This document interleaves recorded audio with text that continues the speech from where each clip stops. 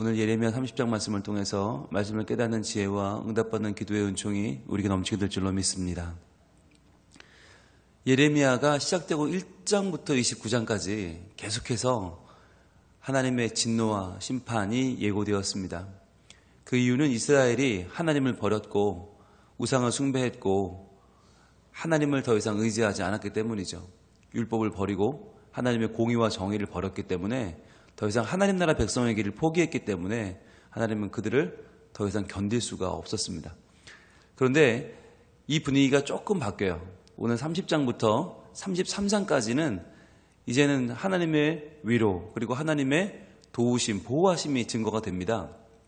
그래서 많은 신학자들이 이 예레미야 30장부터 33장까지를 위로의 책이라고 불러요. 위로의 책. 참 마음이 힘들고 어려운 분들에게 우리가 찾아가 신방을 할 때 이 예레미야 30장부터 33장까지 말씀을 많이 인용해서 우리가 말씀을 전하곤 합니다. 자, 그런데 그렇다면 이 당시에 예레미야가 하나님의 진노와 심판을 증거할 때 그 반대편에 서 있던 사람들, 뭐 하나냐라든지 스마야라든지 예레미야 읽다 보면 거짓 선지자들이 많이 나오거든요. 하나님께 들은 바가 없이 하나님이 주신 말씀이 아니라 자기 마음대로 떠드는 사람들이 듣기 좋은 대로 사람들에게 귀에 발린 단말들을 쏟아내는 거짓 선지자들이 있단 말이에요. 그러면 그들과 이 위로의 책은 무슨 차이가 있는가? 그게 중요하겠죠. 그래서 오늘은 그것을 초점으로 오늘 30장을 하나님이 주시는 위로와 가짜 위로의 차이는 무엇인가를 우리가 함께 보도록 하겠습니다. 먼저 1절입니다. 여호와께로부터 말씀이 예레미야에게 임하여 이르시니라. 자, 여기 노란색으로 다 쳐보시고요. 여러분, 이게 왜 중요한가? 예레미야에는 전반적으로 이야기가 많다고 그랬죠. 여호와의 말씀이 임하시니라. 여러분도 아마 이 말씀을 쭉 읽어오시면서 느끼실 거예요. 유독 많다. 아무리 선지서지만 하나님의 말씀이다. 하나님의 말씀이 임했다는 말이 유독 많다는 걸 아시게 될 거예요. 왜 그런가? 그 당시에는 하나님 말씀 아닌 것들이 너무 많았기 때문에, 즉 인간의 생각들, 사람들이 이랬으면 좋겠다라고 하는 희망사항들이 워낙 많이 난무하던 시절이기 때문에 이것이 하나님의 말씀이고 이것이 하나님께로부터 시작된 그 기원이 하나님께로 있다. 하나님께서 직접 말씀하셨다라는 것을 계속 강조하고 있는 것입니다. 그러니까 좋은 시대가 아닌 거죠. 하나님 아닌 말씀이 워낙 많고 하나님이 하시지 않은 말씀을 하나님 말씀이라고 거짓되게 선포하는 게 워낙 많았기 때문에 하나님 말씀을 이렇게 특별한 어떤 인용구를 이용해서 확실하게 밝힐 필요가 있었다는 거죠. 예수님이 이 땅에 오셨을 때에도 예수님의 마음을 오해하는 사람들이 많았잖아요. 그래서 마치 예수님을 그 민족의 지도자처럼 로마의 군병을 물리치고 우리를 구원해 줄 정치적인 지도자처럼 오해하는 분들이 많았어요. 그래서 예수님께서는 말할 때마다 뭐라고 하셨냐면 내가 진실로 진실로 너에게 이르노니 라고 하셨어요. 아니, 예수님 말씀이 진실인데, 예수님 자신의 진실인데 왜 진실로 진실로라는 말을 해야 되느냐? 예수님의 진심을 너무 오해하니까, 잘 못 알아들으니까. 그래서 오죽하면 야, 들을 귀 있는 자들은 좀 들어라 할 정도로 그렇게 당시 사람들이 잘못 듣고 오해하고 엉뚱한 소리를 했단 말이죠. 그런데 예레미야 시대도 마찬가지였어요. 나라가 곧 망하는 위기 속에서 정말 사람들이 너무너무 많은 우후죽순처럼 이야기들이 튀어나오기 시작하는데, 뭐 말세론부터 종말론부터 시작해서 뭐 각종 이단의 각종 생각들 막 정말 혹세무민하는 가짜 거짓 선지자들이 많아졌는데, 그러다 보니까 하나님이 이 예레미야에게 주신 말씀을 정확하게 전달되게 하기 위해서는 어떻게 했어요? 여호와께로부터 말씀이 예레미야에게 임하여 이르시니라. 여기서 끝난 게 아니죠. 2절도요. 이스라엘의 하나님 여호와께서 이와 같이 말씀하여 이르시기를. 노란색으로 닫혀보세요. 반복되어 나와요. 항상 이렇게 여호와의 말씀이다. 이것은 이스라엘의 하나님 여호와께서 말씀하셨다라는 말이 계속해서 반복하여 등장합니다. 왜냐하면 그만큼 이 말씀의 내용도 중요하지만 더 중요한 건 이것이 누구의 말씀인가, 이것이 어디로부터 왔는가가 중요하기 때문이에요. 그래서 여러분, 오늘날에도 우리가 세상을 살아가면서 참 좋은 이야기들이 많아요. 우리가 뭐 듣고 도움될 만한 이야기도 많고, 아 그렇구나, 일리가 있는 이야기들이 많아요. 그런데 일리 있는 이야기와 진리는 달라요. 우리가 왜 성경을 읽어야 되는가, 왜 하나님 말씀을 받고 그 말씀대로 살아야 되는가? 일리 있는 내용들은 나에게 어떤 부분은 도와주지만 어떤 부분은 못 도와줘요. 또 어떤 부분은 맞지만 어떤 부분은 안 맞아요. 요즘 많은 분들이 이제 카카오톡이나 뭐 SNS, 페이스북 같은 거 하시는 거 보면 많은 내용들이 건강에 대한 부분들이더라고요. 정말 어마어마하게 많은 건강에 대한 정보를 주고받으시더라고요. 그런데 그 정보들이 나한테 다 맞던가요? 맞는 것도 있겠죠. 그런데 어떤 거는 맞지 않아요. 어떻게 보면 대부분 맞지 않아요. 어떤 거 극히 일부는 도움되지만 대부분은 나에게 맞지 않고, 그리고 각자가 자기 생각을 이렇게 뭔가 포장해서 나누는 그런 시대가 됐잖아요. SNS라는 게 그거 아닙니까? 내 생각을 포장해 나누는 건데, 그게 어떤 이야기는 그래도 볼만하고 들어줄만 하지만 대부분 이야기는 그럴 가치가 없더라는 거죠. 그러니까 오히려 정보의 홍수 속에서 우리가 다시 하나님 말씀으로 돌아와야 되는 이유가 뭐냐? 왜 다시 말씀에 대한 기근의 시대가 찾아왔느냐? 정보가 너무 많기 때문에. 너무 많은 이야기들이 쏟아져 나오기 때문에 그 가운데서 우리가 과연 뭘 선택할 거냐? 굉장히 중요한 시대가 된 거죠. 그래서 이제는 정보를 얼마나 가지고 있느냐는 아무 의미가 없어요. 그 가운데서 정말 내게 필요한 것이 무엇이냐를 분별하는 지혜가 필요합니다. 그래서 우리가 이 새벽에 하나님 말씀을 붙잡고 이 자리에 나온 거예요. 저도 말씀을 묵상하다 보면 예레미야 말씀이 너무 어려워요. 너무 힘들어요. 저도 웬만하면 이렇게 책들을 읽으면 이 책이 무슨 말을 하려는지 금방 파악을 하는데 성경 말씀은 어려워요. 왜 어려울까요? 우리가 그만큼 성경을 잘 대하지 않기 때문이에요. 이 세상의 드라마나 영화나 이 세상의 책들은요, 잘 대하니까 그 문법이 쉬워요. 알아듣기가 쉬워요. 그런데 성경은 우리가 워낙 그동안 가까이 하지 않았다. 그래서 힘들어요. 저처럼 성경에 있는 게 저는 저희 삶이고 저희 사명이고 어찌 보면 저희 직업 아닙니까? 그런데도 쉽지 않은데 과연 이것을 혼자 읽고 이해한다? 어떻게 하실 수 있을까? 게다가 예레미야가 한 석 장 된다면 얼마나 감사하겠어요. 50장이 넘어요. 게다가 이게 1장부터 30장까지의 흐름과 또 흐름이 바뀌고 흐름이 바뀌어요. 그럼 여러분 어떻게 해야 됩니까? 기도하는 마음으로 하나님께서 내게 주시고자 하는 하나님의 뜻을 구하면서 겸손한 마음으로 읽을 수밖에 없는 거예요. 그래서 우리가 만나는 다른 매체들과 성경은 전혀 다르다. 하나님께서 내게 하나님의 진심을 담아서 하나님이 내게 오늘 깨닫게 하시는 부분이 있는 거예요. 근데 그건 또 이전과는 다르고 오늘 내게 주시는 하나님의 감동이 또 달라요. 그래서 성경은 겸손하게 읽는다. 그리고 새롭게 읽는다. 이전에 내가 이 부분에서 은혜 받아서 쓰니까 이게 중요할 거야. 아니에요. 오늘은 또 달라지고 오늘은 또 달라요. 내 상황에 따라서 하나님은 다르게 말씀하시는 거죠. 왜? 하나님은 주권자이시기 때문에. 그래서 우리는 말씀을 읽지만 내가 주체가 되어서 말씀을 읽는 게 아니라 하나님이 주체가 되어서 말씀을 읽어요. 그래서 계속해서 예레미야가 강조하는 건 이것은 여호와의 말씀이다. 이것은 여호와의 말씀이다. 이것은 여호와의 말씀이다. 바로 하나님이 주인 되셔서 하나님이 오늘 우리에게 들려주시고 하나님이 깨닫게 하시고 하나님이 살게 하시고 하나님이 책임지시고 하나님이 이루어주신다는 하나님의 든든한 약속이 담겨있는 말씀이 바로 성경 말씀인 거예요. 그래서 오늘 2절 한번 보는 참으로 중요한데요. 내가 내게 일러준 모든 말을 책에 기록하라. 여러분, 책에 기록하라. 굉장히 중요한 말이에요. 이전까지는 선지자들에게 어떻게 했냐면 그냥 말을 줬어요. 말을 입에 담아두고 네가 이 말을 전해라 하셨어요. 예언자라고 하는 말이, 예언이란 말이 예탁한다, 예금한다, 맡긴단 말이에요. 예언, 말씀을 맡긴다. 말씀을 맡겼으니 너는 이 받은 말씀을 전하라. 이게 예언자잖아요. 그런데 이제는 예레미야에게는 뭐라고 하세요?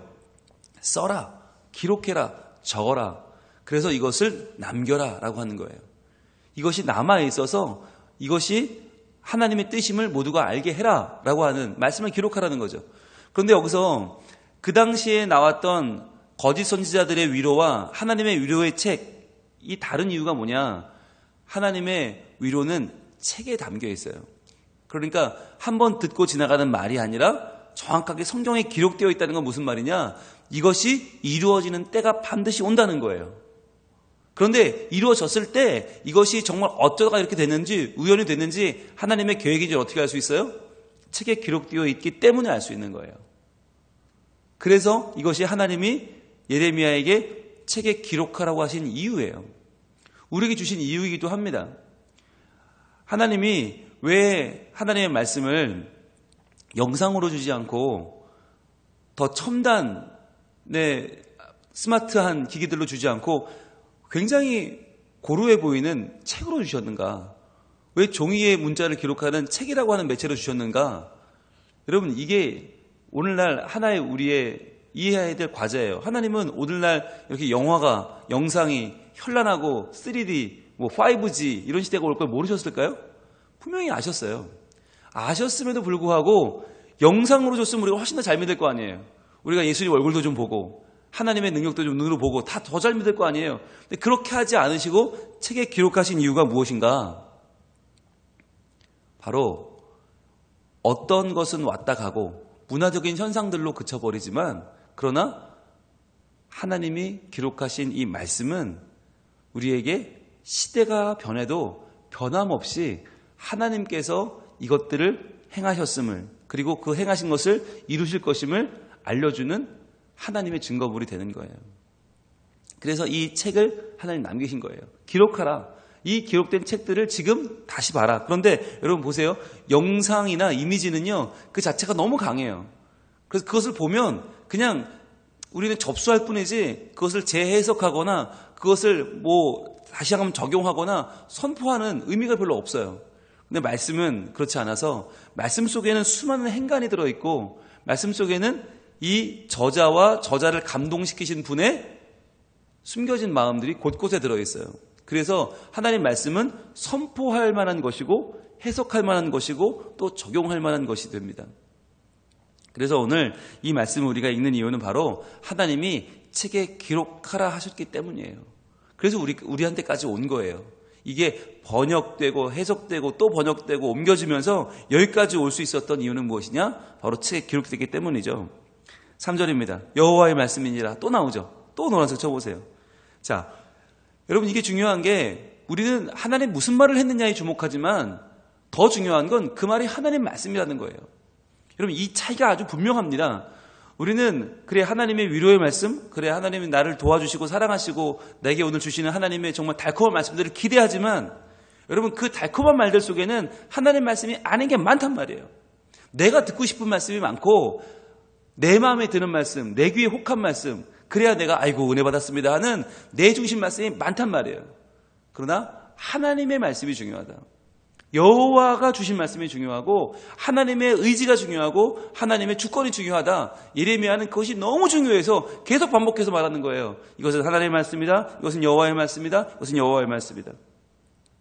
3절 보라 내가 내 백성 이스라엘과 유다의 포로를 돌아가게 할 날이 오리니. 돌아가게 할 날이 온다.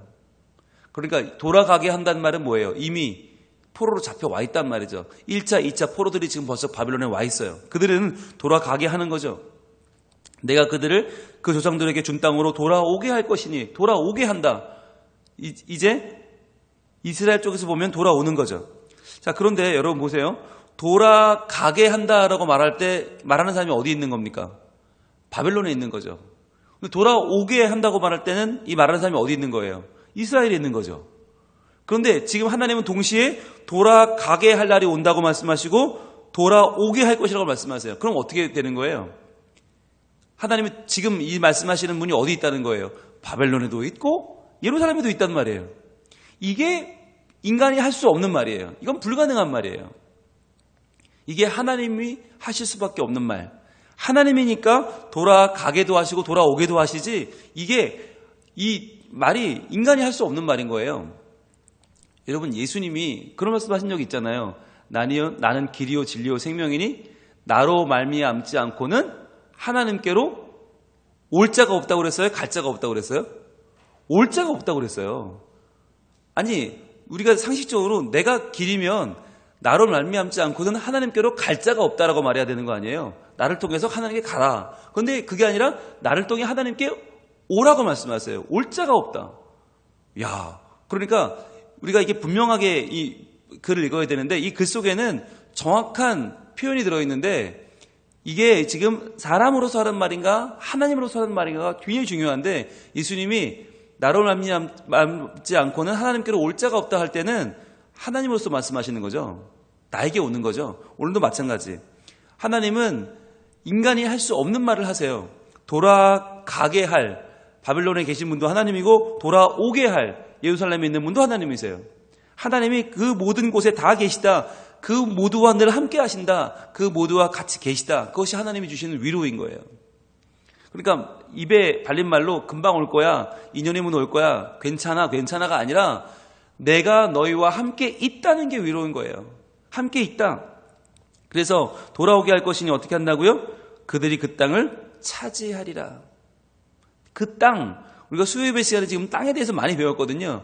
땅은 부동산이 아니라 땅은 우리에게 재산 가치가 아니다. 몇 평에 얼마 하냐, 보증금이 얼마냐, 월세는 얼마냐, 그게 중요한 게 아니라 그 땅이라고 하는 것, 그 땅에 있는 사람, 땅에 살아가는 사람들을 사랑하시는 하나님의 은총과 하나님의 끝없이 부어지는 하나님의 끝없는 관심과 우리를 향한 은총이 바로 땅을 회복시킨다는 말씀이세요.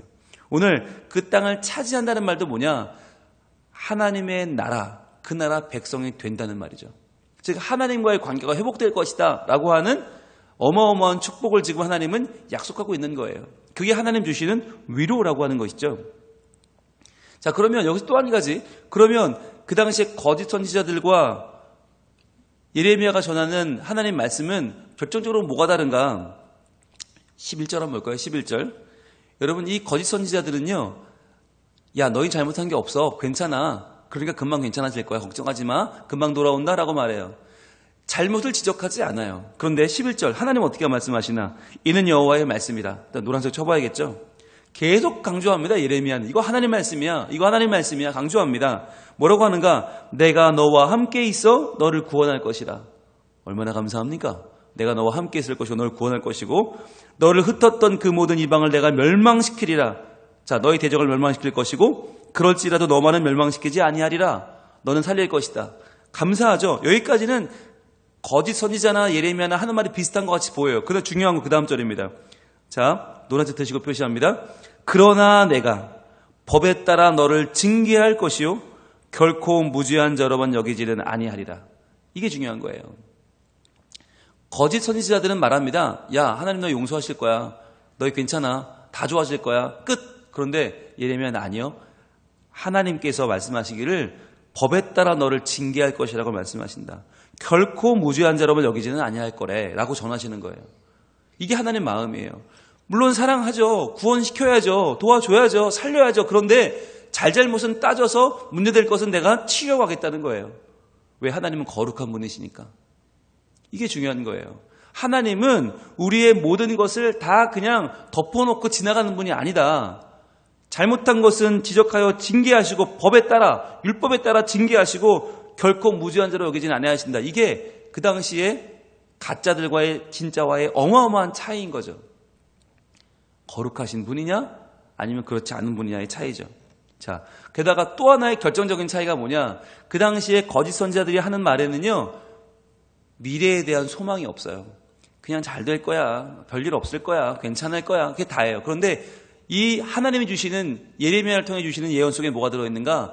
미래에 대한 소망, 특히 예수 그리스도에 대한 예언이 들어있습니다. 먼저 볼까요? 9절 보겠습니다. 9절.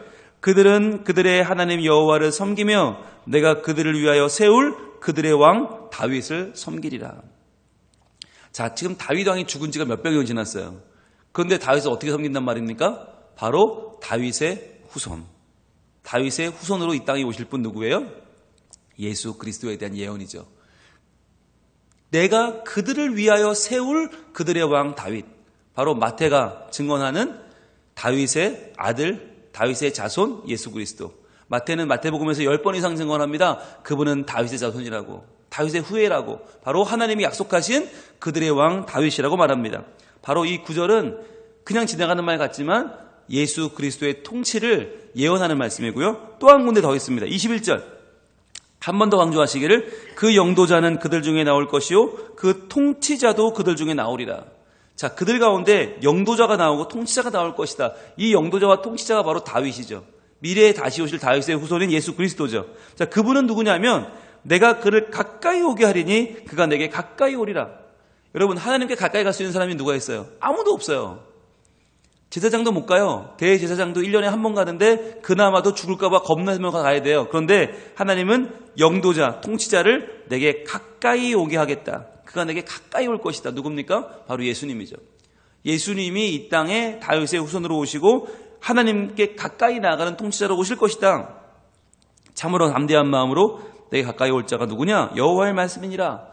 자, 이것이 하나님이 약속하시는 예수 그리스도에 대한 하나님의 말씀이죠. 여호와의 말씀이니라. 노란색 쳐보시고요.